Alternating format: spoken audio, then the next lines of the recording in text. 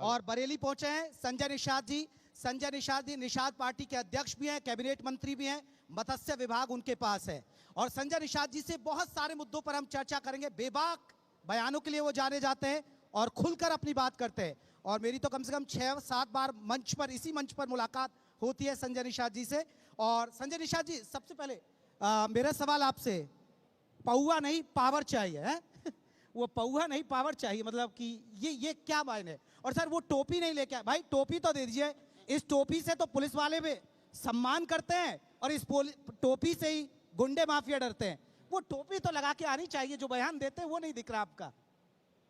देखो ये में इस टोपी को तो रखिए ना, पुलिस वाले इसी से सम्मान करेंगे और गुंडे डरेंगे।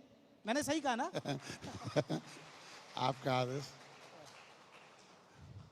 एक्चुअली सरकार जो है वो सभी दलों के लिए समान व्यवहार करती है।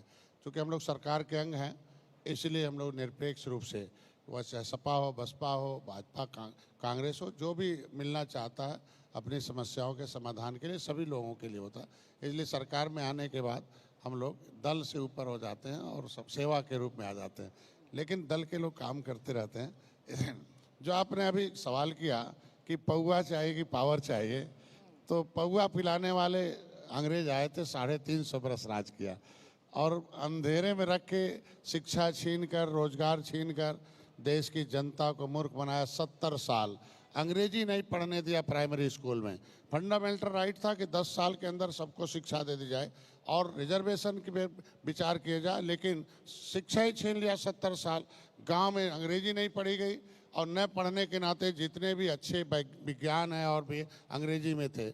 और भारत गाँव का देश है। अब भारत गांव का देश और गांव के लोगों को अंग्रेजी न पढ़ने देना, ये सबसे बड़ा अवसाद था ये कांग्रेस के समय में। तो ये इसलिए था कि ये गंवार रहेंगे, गरीब रहेंगे, अनपढ़ रहेंगे। एक तो अंग्रेजों ने इनकी ज़मीन जायदाद छीन ली। अंग्रेजों, ये राष्ट्रवादी लोग थे, सड़क था ही नहीं, नदी से आते जाते थे।